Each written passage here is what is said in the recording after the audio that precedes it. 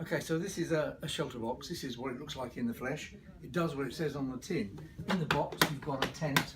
I don't have one in this one, but this gives you an idea of what a tent, one of our tents looks like. And this picture was actually taken by me in Niger in Central Africa in temperatures of 100 degrees. So you can imagine why tents are needed even in Central Africa where it's tremendously hot.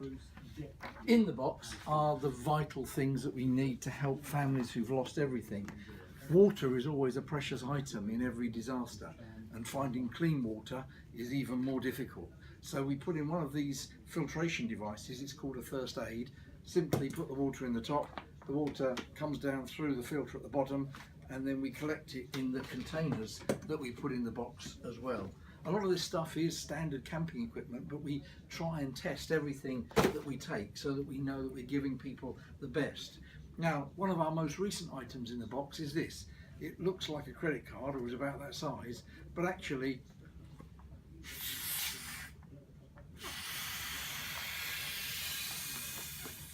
when I blow it up, it looks like a pillow, but it's not one of those either. It's actually a light. It's a solar light. On the top here, we've got a solar panel. This will charge up during the daytime. You don't need bright sunlight. You just go out, leave it in the daytime, and at night it'll give you 6 to 8 hours of light. If you don't want it that bright, you can even tone it down on different levels, or indeed have it as a flashing signal if you've got an emergency. So that's one of the most recent things. If it's necessary, we'll put in things like cooking equipment. This is actually a multi-fuel cooker. This burns anything that is flammable, liquid, things like paint, for example, petrol, diesel, all those sorts of fuel sources will burn in that. We put in blankets. They're not ordinary blankets. One side's waterproof and the other side is soft and fluffy and a pretty colour red. We put in ground sheets because, of course, protection from the ground and getting the cold through at night is quite vital. It's also good in places I was in, for example, in Nepal, and you need things like this on the ground if you're going to sit on the grass, because I was sitting on the grass having trekked about 10 kilometres, and all the locals then started stoning something close to me, and it turned out to be a really, really poisonous snake. But of course they don't come onto blankets like this, so you've got a better chance of avoiding them in that way. So it can actually be more than what it just appears to be. We'll put in toolkits. This is a toolkit that helps people rebuild a more permanent structure, because clearly people don't want to live in a tent for the rest of their life. So it contains things like a saw, an axe, hammers, rope, and smaller tools like this, digging implements and so on.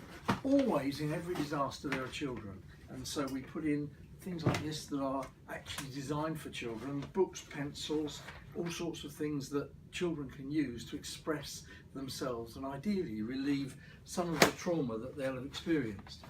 We've got cooking pots and pans, mugs, big pots, little pots. But of course lots of the places we go are so hot and they're bug laden, so we put in mosquito nets, because these are vital in protecting people against things like malaria, or more recently the Zika virus, which of course has created such problem in Central Africa, with unborn babies being contaminated by the disease that comes from the mosquitoes, and it's thought creates then enlarged brains that can't be contained within their heads. It's a really, really dreadful disease, and is a big problem the world over. For cold places, we'll put in hats and gloves for children. We'll also use winterized tents to give people a better chance of surviving the elements that they're there and having to face. But essentially that's a shelter box. It does what it says on the tin. It's shelter in a box, but really it's more than that, because the one thing that you can't see that comes out of this box every time we open it is a thing called hope.